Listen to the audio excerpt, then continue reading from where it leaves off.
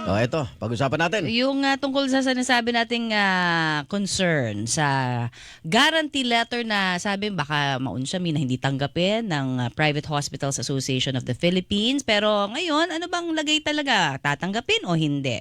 Nasa linya na po Sa natin. batas, bawal yata ang tumatanggi. Ito si ASEC Albert Domingo, ang spokesperson po ng Department of Health. Nasa linya na natin. Good morning po sa inyo. Sir, good morning, Igan at Connie. Good morning, Igan and Connie. Good morning Opo. sa lahat sa mga kapusong nakikinig at nanonood. Yan. Premise ko lang, Mare, kanina. Kausap ko si Secretary Ted Herbosa. Sabi niya, wala naman daw ini-issue ang Department of Health na guarantee letter na sinisigil. Meron siyang sinasabi na medical assistance. Yung For muna, indigent. paki-explain po, Asik Domingo. Yes, Igan, sa ating budget ng bayan, meron tayong medical assistance for indigents and financially incapacitated patients. Kung hindi po nagkakamali nung nakaraang, this current year, nasa 30 o 40 billion baka lang mali yung number ko. Pero ano po, meron siyang ganung budget.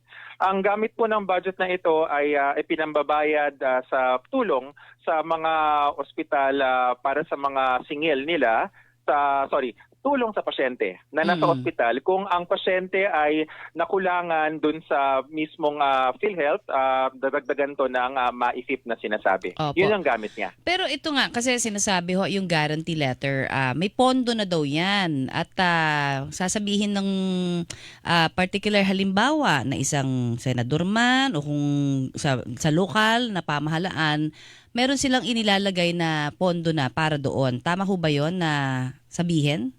For DOH? Oo. Actually, Connie, sa mga DOH hospitals nga, hindi kami gumagamit ng guarantee letter. Okay. Kasi sa pagsunod namin naaalala namin, may Supreme Court ruling yan na sinasabi na kapag ang budget ay tapos na yung enactment at nasa panig na ng ehekutibo, dapat kini-carry out na lang So kung ang tumitingin na lang dapat niyan is yung ating registered social worker or medical social worker, isa pong professional, Oo. PRC license, hindi na ho kailangan ng intervention ng kung sino man, yung guarantee letter. So kami nagtataka bakit kailangan pa yan. Ginagamit. Although, Para yata magpapogi. ginagamit nga Hindi naman hindi ko ho alam hindi sa akin nanggaling yan Hindi, sa akin po nanggaling. Kasi sa totoo lang, hindi naman ho, parang ang impression kasi, at hindi ho ito bago sa aming pandinig. Dahil marami hong lumalapit sa amin, sinasabi na, ay nakakuha ako ng tulong mula kay ganitong senador o kay mayor o ganito. At ang parating banggit dun sa termino ay guarantee letter mula po sa mga politiko. So hindi pala ito talagang practice dapat? Dapat po, dahil alam ko meron po yung Supreme Court ruling na ano ba yun, yung Belhica ba yun? Basta yan Kasi landmark ruling yan na mga 10 years ago. Pag Kung di ako nagpatuloy nagkakamali. yan, parang pork barrel Oo. lang yan bawal yan. Pag nagpatuloy yan, bawal. Okay, So dapat siya, parang ang pera kapag nakarating na sa ehekutibo, kine-carry out na lang. At yan po ay pera nating lahat. Pera po ng bayan yan, budget ng bayan. At tungkulin ng DOH, kaya nga sabi namin, nung lumabas tong issue to, sabi namin, kasi dumami yung mga di umano'y guarantee letter daw na nanggaling nga yung salita mula doon kila Dr. Degrano nung mga buwan ng Marso, Abril at Mayo ngayong taong ito. Oo. Kasi parang ang nangyayari, hindi naman pala kailangan na dumulog ka pa kay mayor o kung kaninong politiko. Pwede ka nang dumiretso sa social worker ng ospital para makakuha po nitong MAIFIP. Tama po yun, no? Lalo na sa mga DOH hospital, Connie, kapag Yes. pumunta ho kayo dun sa ating social worker, meron silang objective na para bang pamantayan. Titingnan nila, saan ba kayo nakatira, ano bang estado ninyo. Hindi para husgahan ho kayo, pero para malaman ng tunay na kalagayan ninyo sa buhay. Kwalipikado para kung ka ba? kailangan itaas.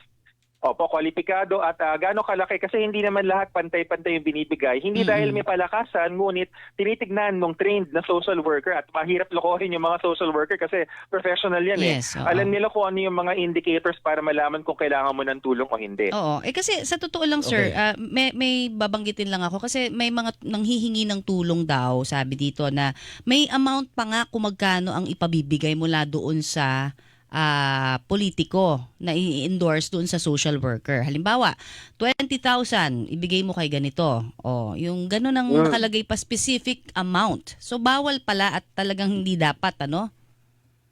Dapat ho hindi. Sa DOH, hindi ho namin ginagawa yon kasi sa DOH, diretso na po yon sa budget ng DOH na nanggagaling rin sa budget ng bayan. Oo. Okay, kung walang guarantee letter ang DOH, kanino maniningil itong PHAPI dun sa kanilang mga figura na sinasabi naman mababa yata dun sa pagkakautang na 400 million pesos sa ASEC? Actually, Igan, na-monitor ko yung interview no kay Ka Orly sa Double B rin yun. Kaninong madaling araw yun, or 5:47, nakita ko yung oras. Mismo si Dr. De Grano yung umamin na nababayaran na rin namin sila. So parang sabi ko nga talaga namang babayaran namin ng PHAPI at ang lahat ng mga miyembro nito kasi tungkulin po yan. Kasama yan sa regular processes. Sabi nga namin, walang special treatment. Basta makasubmit ng requirements ay mababayaran. At sa kanya mismo nang galing kanina kay Ka Orly, sinabi niya na nababayaran sila.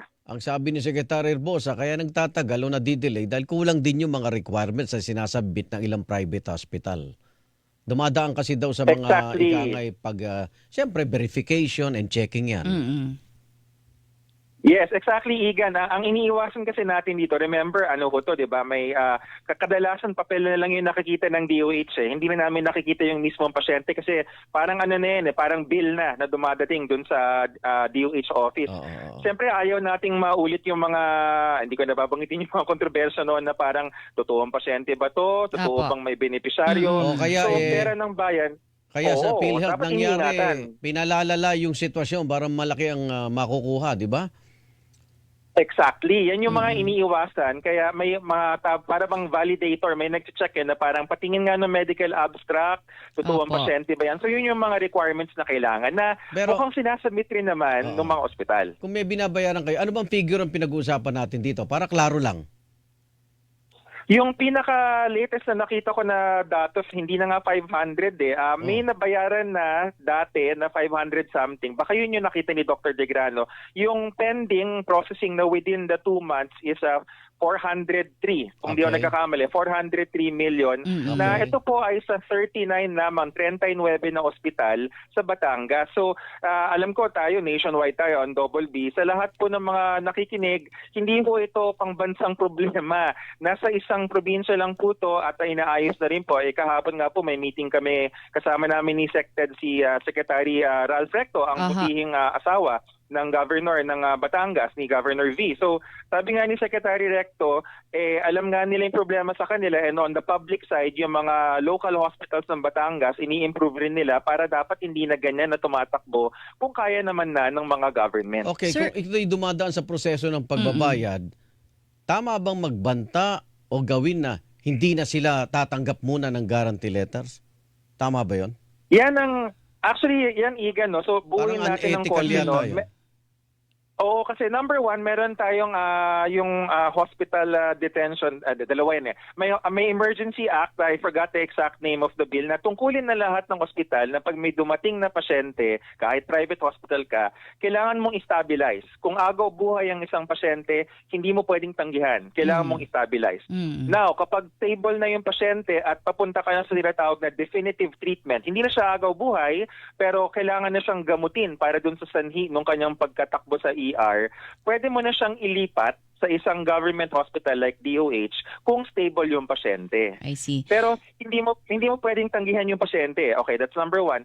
Number two, hindi mo pwedeng i-hostage yung pasyente, yung anti-hospital detention law. Kapag ang pasyente ay nagpa-admit sa ward accommodation. And ito yata yung sinasabi rin namin ni SecTed na dapat po sa mga private hospitals natin, alam nila to, yung kanilang mga social worker ay kanilang gamitin para makilatis ang estado ng pasyente at pamilya at i-recommend nila sa tamang accommodation. Huwag pong i-admit sa isang private room ang hindi naman makakabayad sa private room and then biglang sisingilin sa maipip. Yun. Okay, may mga nagtatanong lang din dito, no. Yung Malasakit Center ba, ang pondo niyan galing din ho sa DOH? Sa ating Republic Act, I think 11436 yung Malasakit Centers Act, marami pong sources of funding. Tama ka, Connie, isa na doon ang Department of Health. Oo, kasi yun nga yung sinasabi ko, na-attribute halimbawa itong malasakit sa iisang senador or kung may mga ibang politiko pang gumagamit. Ano ho ang gagawin ng DOH dun sa mga nagbibigay ng guarantee letter na politiko? Kasi parang ang nangyayari ho, Teka, nagagamit nila yun para siguro pampaganda ng pangalan. Yung Malasakit Center ba nag-i-issue ng guarantee letter? Meron din. Ha?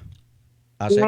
Actually, lahat po, by law, dahil required ho kami ng batas, lahat po ng DOH Hospital may Malasakit Center. Pero yun rin pong batas na iyon, yung RA 11436, nakalagay rin doon na hindi naman kailangan dumaan sa Malasakit Center. So yung mga private hospital, walang Malasakit Center yan eh. Pero meron silang social worker. Apo. Parang ang DOH rin po, meron kaming social worker kasi minsan kulang sa staff, hindi nakakalagay ng Malasakit Center. Pero hindi ibig sabihin na walang assistance. Merong social worker at doon po manggagaling yung assistance. Okay. So may gagawin ba ang DOH para ho doon sa mga nagbibigay na politiko ng guarantee letter na hindi naman pala dapat?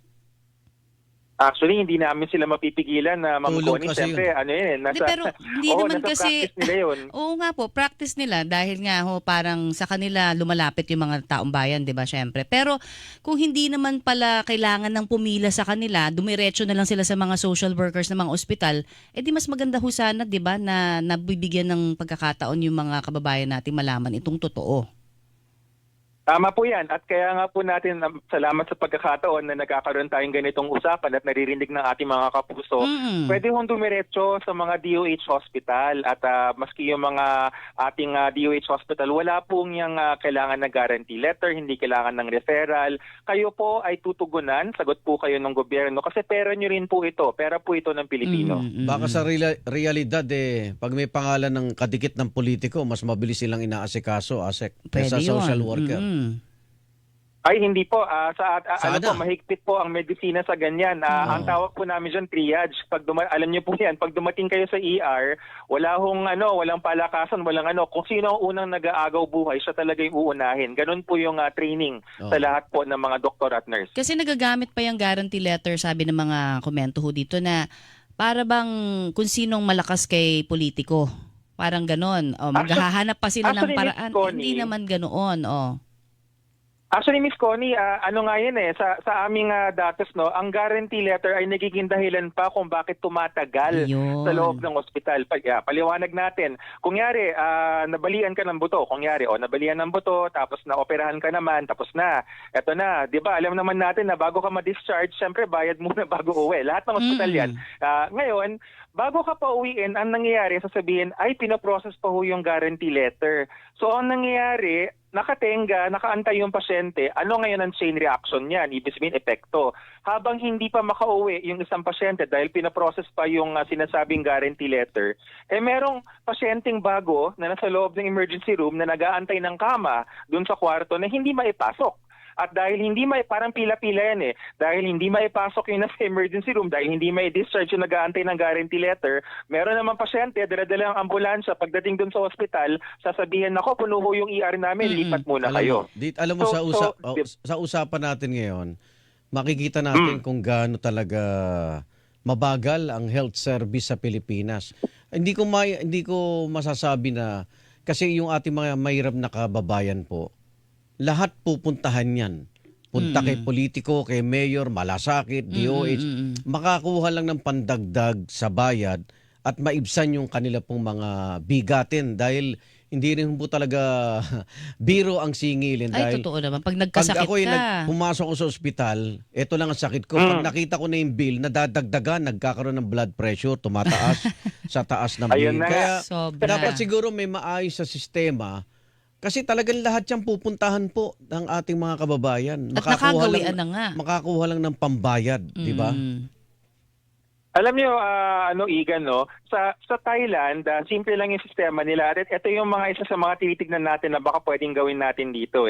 ang kanilang mga public hospital sa Thailand, yung government hospitals nila, yung pondo tinataas. Bakit tinataas yung pondo? Kasi po, ibig sabihin yung kwentahan, yung suklian, hindi na kailangan idaan dun sa pasyente. Ang iisipin nila ng pasyente, magpagaling siya. Tama. Yun yung tinatawag na UC scheme sa Thailand, Universal Coverage Scheme, na dun natin medyo sinubukang kopyan at hanggang ngayon ay ginagawa naman natin, inaayos natin yung universal healthcare natin. Para hindi na rin magamit ng mga Kasi EPAL. talaga ang isip ng tao, si congressman, si Oo, senador, sa GAA, may nakalaang budget for Yun health. ang sinasabi, di ba? Kaya pinupuntahan sila.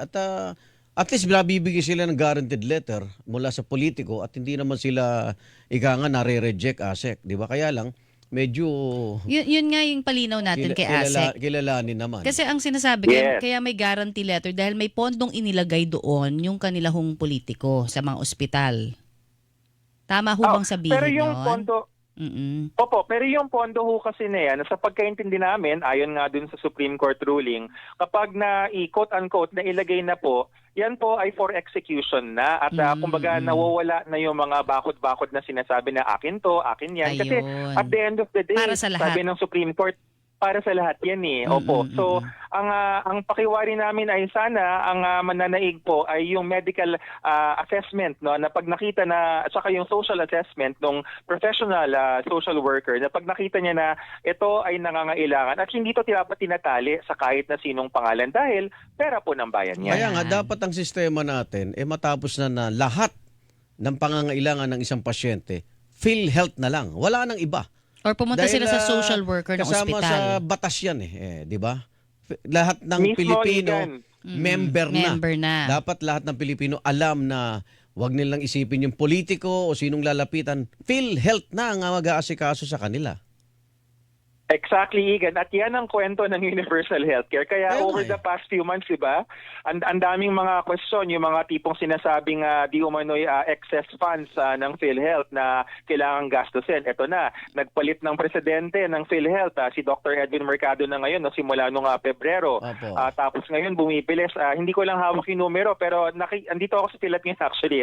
Yung kanilang datos ay mas mataas na yung payout, mas mabilis at mas mataas yung bayad sa mga ospital. Kasi nga, dapat sila na lang at walang pangapangalan, isa lang ang pangalan, PhilHealth. Kanino ba yung PhilHealth? Sa ating lahat yan. Sa ating lahat yan. Yun. Kasi pag nakikita ko yung ganitong problema, kanina pa ako nakikinig sa atin parang bawal magkasakit sa Pilipinas. Bawal talaga. Nakaw. Mahal. Kahit mayaman ka, maghihirap ka. Di ba? Di ba? Okay. Kahit yung mga ipon-ipon mo pa lang, di ba, mauubos ka talaga. Asek. Wipe out. Wipe out yan. Yes. Ay, Asek. Naranasan ko yan personally, Igan and Connie. I mean, personal experience. Nag-aalaga po ako ng nanay na may chronic condition. Talagang kahit sabihin nating opisyalis sa gobyerno ako na okay naman po yung sweldo, abay, hindi po ako nakaka-save dahil malaki po ang healthcare expenditures. Ayan. Kaya Ngayon pa nga. naman tag-ulan, baka dadami mga pasyente sa iba't ibang mga sakit. Asek, magbalitan uli tayo ha. Thank you ha, Ate Asek. Thank you Ingat po. ka. Yes, you're always welcome, Igan and Connie. Maraming salamat at magandang umaga. Ang tagapagsalita ng Department of Health, Asek Albert Domingo. Ayan, sana nalilinawan na po tayo. Hilingan, walang pinoprotektahan.